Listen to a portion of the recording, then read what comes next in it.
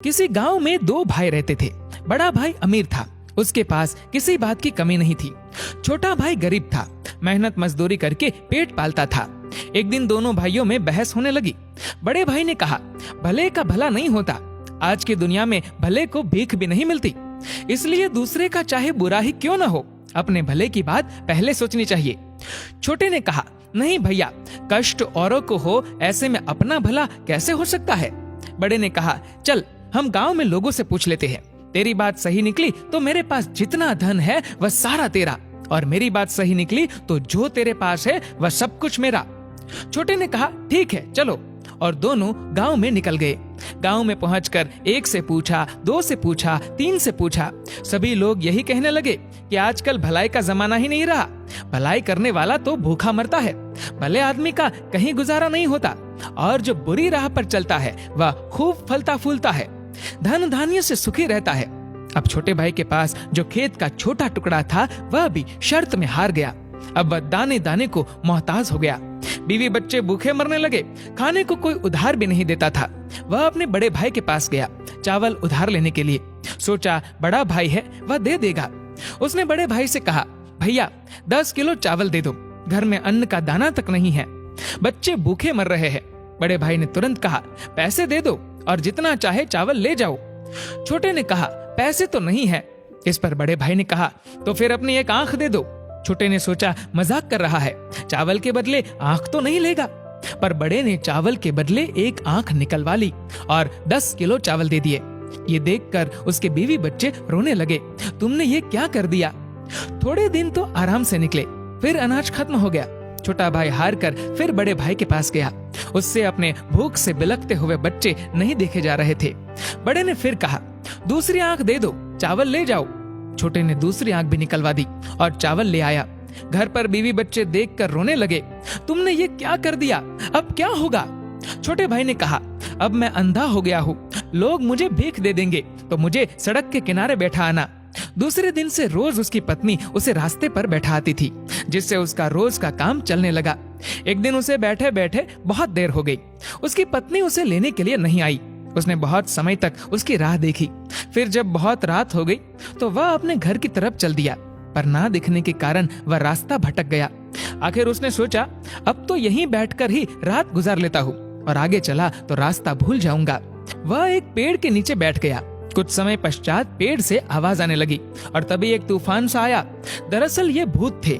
चारों में से एक उनका सरदार था। भूत बहुत खुराफाती थे। सब एक महीने भर लोगों को सताते थे और महीने में एक दिन इसी पेड़ पर सरदार सबका हिसाब किताब करता था। आज वही हिसाब किताब करने वाला दिन था। सरदार ने पूछा, हाँ भाई, तुम लोगों ने क्या क्या किया, एक एक करके बताओ।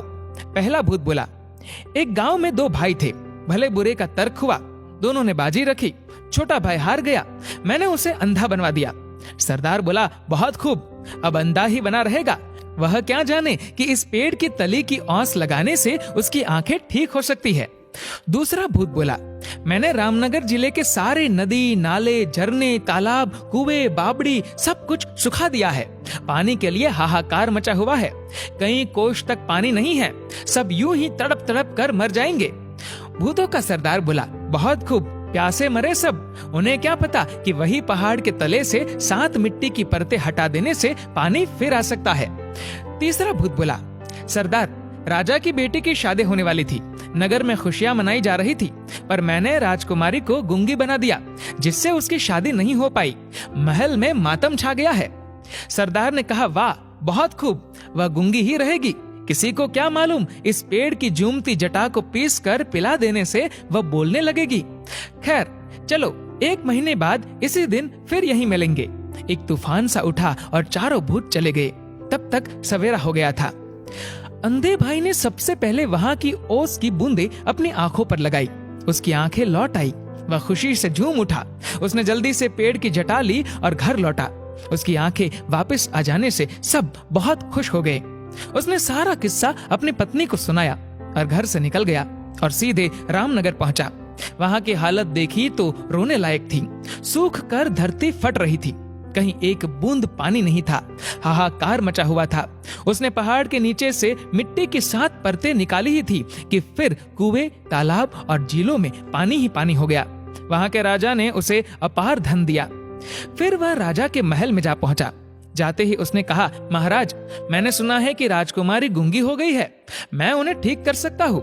उसने झट से पेड़ की जटा को पीसकर राजकुमारी को पिला दिया और राजकुमारी बोलने लगी। राजा बहुत खुश हुआ।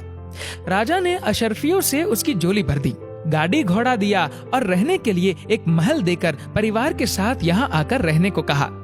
छोटा भाई धन से लदा घर लौटा। उसके परिवार में खुशी की लहर दौड़ गई।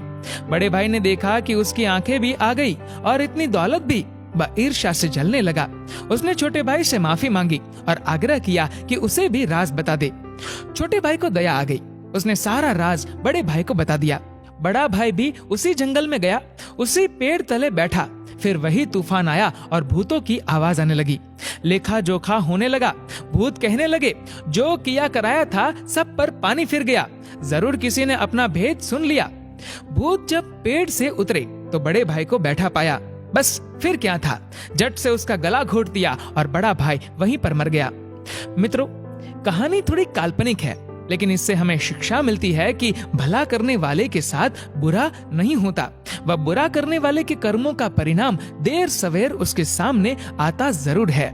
मनुष्य को हमेशा संतुष्ट रहना चाहिए। जो ज्यादा लालच करता है उसका हाल बड़े भाई के समान होता है। दोस्तों, इस वीडियो को लेकर आपकी क्या राय है नीचे कमेंट करके जरूर बताएगा। और अगर आपको ये वीडियो अच्छा लगा हो तो इस वीडियो को लाइक करेगा, शेयर करेगा ज्यादा से ज्यादा लोगों तक। और ऐसे ही और भी इंस्पिरेशनल वीडियोस के लिए सब्सक्राइब करें हमारे यूट्यूब चैनल को और फेसबुक पर फॉलो करें हमारे पेज को। धन्यवाद।